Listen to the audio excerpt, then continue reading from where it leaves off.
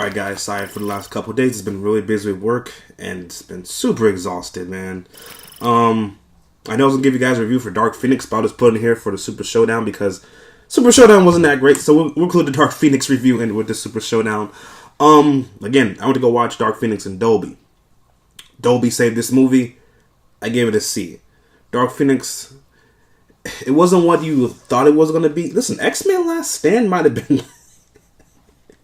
As much as we hate X-Men Last Stand, boy, I tell you. Because this was going to be the final one for, I believe, for this franchise. Because again, Disney has bought the studio, which is Fox, which was directing X-Men. So this was going to be the last one. It was okay, man. I mean, unless you watch this in Dolby or IMAX, I mean, don't waste your time, people. It was okay. It was nothing great. It was pretty short, surprisingly, but it wasn't great. If you don't want to go, if you're not like, okay, I gotta go watch it, don't worry about it. Wait till it comes out on HBO or Showtime or whatever. Don't waste your time. Now, on to the Super Showdown review. Now, I watched half of the show on the way to work, and then I watched the rest of the half when I got back from work. So, off the bat, stage setup looks exactly like WrestleMania to me. So, I mean, I don't blame Vince for using the WrestleMania big-ass freaking set that he had. Not a promo, shit. So thinking about John Moxley's promo, so I listened to another podcast he was doing. Pyro. Yeah. See how you add pyro, Vince? Love the pyro. As you guys can see, I'm just trying to go through all this other stuff before we get to the matches, because Jesus, boy. Pyro's great.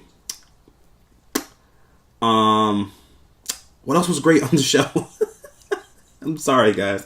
Pyro was great. The crowd, surprisingly, this crowd was better than the last couple ones we've had. The last couple ones we had was pretty much like the King, the Prince and the King, and his people like all sitting in front row. So like there was like no energy, no liveliness to it. At least this time it was like there actually was some real fans that they let into the stadium. That was a plus. The crowd was good. Trying to find some more positives, people.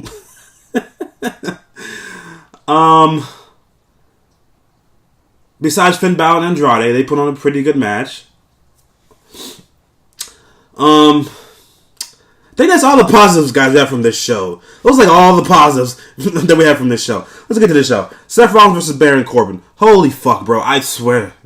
If I had to see one more Baron Corbin match with anybody, they literally, when Baron Corbin's in big spot situations, he always loses by a freaking roll-up. I swear, bro. That Joe Cronin stuck in my head. Every time Corbin's in a big match situation, he loses by a freaking roll-up. Go back, if they kept this track in history, bro, how many times has Baron Corbin lost on a freaking roll-up? It's got to be at least 7 or 8 times, like this, between this and last year combined. Like at least 8 times, this man's lost on a freaking roll-up, people. On a roll-up. It's ridiculous. Anyway, Seth Rollins beats Baron Corbin when the match was like, if you missed it, who cares? Why are they continuing this feud to go forward? They're going to continue this feud going forward to Stomping Ground, which is so stupid.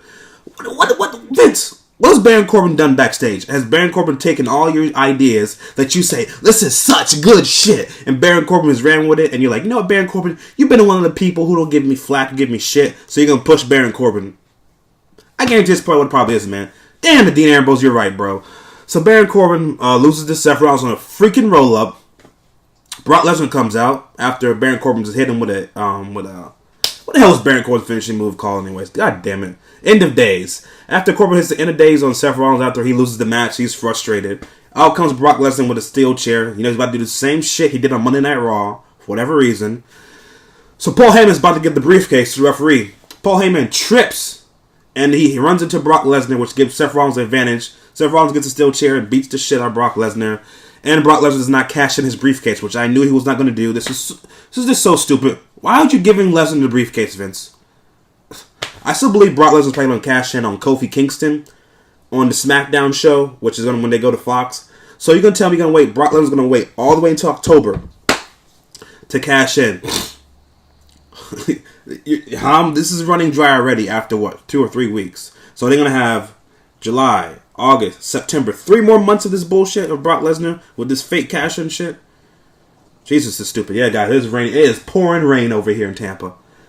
At least the weather got that accurate today. They said it was not going to be. It's going to be pouring rain. The last couple days, it's like, it's going to be pouring rain. And nothing happened. So, Brock doesn't cash in. He goes back up the fucking ramp. Yada, yada, yada. I believe Finn Balor versus Andrade was next. I think I was right. Let me pull up the card so I can tell you guys what the exact order. Because if I don't do this shit in order, I'm going to be like, oh. But whatever. We'll just go with next. Andrade versus Finn Balor was next. The Demon Finn Balor versus Andrade. Pretty damn good match. If this was on TV, this would be a main event match. If this was on TV.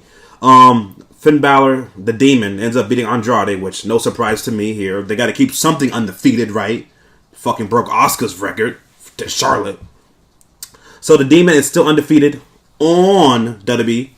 He beats Andrade. And I was like, well, I was like, when Andrade's coming, I'm like, oh, we're still in Vegas. I'm like, oh yeah, I forgot. They're in Saudi Arabia. No women can come out. So Andrade comes out by himself without Selena Vega. Yeah, it was a pretty damn good match. But you know they're gonna milk this shit dry. They're probably gonna face again on freaking stomping grounds. So Balor beats Andrade. I believe was next was Lars Sullivan versus these 3 Lucha Goons. Lars Sullivan wins by DQ, and then he beats up the Lucha Goons, and who gives a fuck? Next, I believe that was Triple H versus Randy Orton. I hope I'm going right in order, guys. Next was Triple H versus Randy Orton.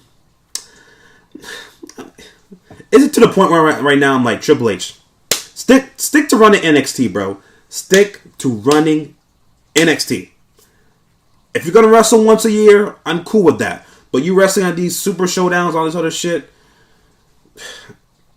he's almost to the point where we get to Undertaker versus Goldberg. Triple H is getting there, but he's not fully there yet. Triple H, my man, just stick to running NXT and try to get the old man out of doing creative. Whatever you got to do to remove Vince McMahon from doing creative, please do that. Worry about those 2 things. Don't worry about being in the wrestling ring anymore, bro. It was okay. Orton wins next. 'Cause, I didn't give a fuck about that match. Orton wins next. I believe after that was Kofi Kingston versus Dolph Ziggler. I really didn't care, guys. I'm sorry. That wasn't my cup of tea. Next. Oh, I forgot about the pre-show match. Usos beat the Revival. Who cares anyways? Next, I believe, was the Battle Royale. My man Mansoor from NXT won the Battle Royale. Happy for him. The dude is... I've watched him... I've seen him about 4 times since I've been at NXT Tampa. Missed last night's show. I was stuck at work anyways, but... Freaking Velveteen Dream. I've been wanting to catch Velveteen Dream how many times at NXT Tampa, and he came last night, but missed Velveteen Dream. But anyways, Mansoor wins the Battle Royale. Where does it go from him? Back to NXT. Main event, which you guys probably are waiting for me to talk about. Jesus Christ, bro. There was a video I'm going to leave down below for you guys. Oh, actually retweeted on my Twitter. So go check out my Twitter, Instagram, Snapchat. I retweeted on my Twitter. Undertaker was giving a promo about he doesn't want to be one of those guys, you're like, damn it, man. You should have retired 4 years ago. Well, now listen here. Last night was not all on Undertaker. It was mostly Goldberg's fault. The dude had if reports are he had a freaking concussion coming to the ring. Because when Goldberg used to be back in the day, well, he still does it now still. He gets that smelling salt. He just bangs his head on the fucking wall. He was already cut open last night too. So he had a concussion, which... Some of the spots, the jackhammer spot, probably concussion. Tombstone spot, probably... I'll give that one Goldberg's fault, because again, Goldberg was not fully placed down for Undertaker, so he almost fucking broke his neck on a tombstone. And it was just sloppy towards the end, man. They went 10 minutes, which we all said 4 to 5 minutes was the limit. Not counting the entrances. 4 to 5 minutes was the limit for these guys to go. They went 10 minutes. For whatever reason. I don't know why. Should this have been the main event? To me, listen here. Unless you have Undertaker versus Shawn Michaels in your prime, WWE title or Universal title should be in the main event. They're supposed to be the biggest things in your company. Treat them that way. I'm sorry. Treat them that way. Now, Goldberg, for whatever reason, Vince McMahon, he wanted to keep Goldberg away from going to AEW. That's why Goldberg was here on the show. Listen here. They're past their prime. They're done. Vince, push your talent. Push your talent. Look how much talent you left over there. Now, again, Kevin Owens didn't want to come. Daniel Bryan didn't want to come. John Cena's doing other stuff. Listen here. Who's the NXT champion right now? Adam Cole. Well, Adam Cole's doing house shows. He was in NXT Largo the day before. But you telling me, if you'd have put Adam Cole versus Gargano in the main event for this Saudi Arabia show, the crowd wouldn't want to went crazy? Why not bring some NXT talent? Velveteen Dream versus Ricochet. Hell, I could have taken that in the main event. Push your new talent. I don't see why you couldn't. You brought Mansoor, was the only NXT talent on this show. Sooner or later, you're going to have to push new people. Because let me tell you right now, WrestleMania 36 in my hometown, I already heard reports about Becky versus Charlotte. It's going to be one of the matches for the main for WrestleMania this year. I think we're tired of seeing Becky versus Charlotte. Push other people. Now, if you would have told me Becky Lynch versus Shayna Baszler, or Shayna Baszler versus Ronda Rousey who's playing for the main event for WrestleMania 36, I'd be like, cool. Shayna Baszler getting an opportunity. Push your new talent, Vince. There's no reason you should have Undertaker versus Goldberg should be your main event for any show at this point in anybody's career.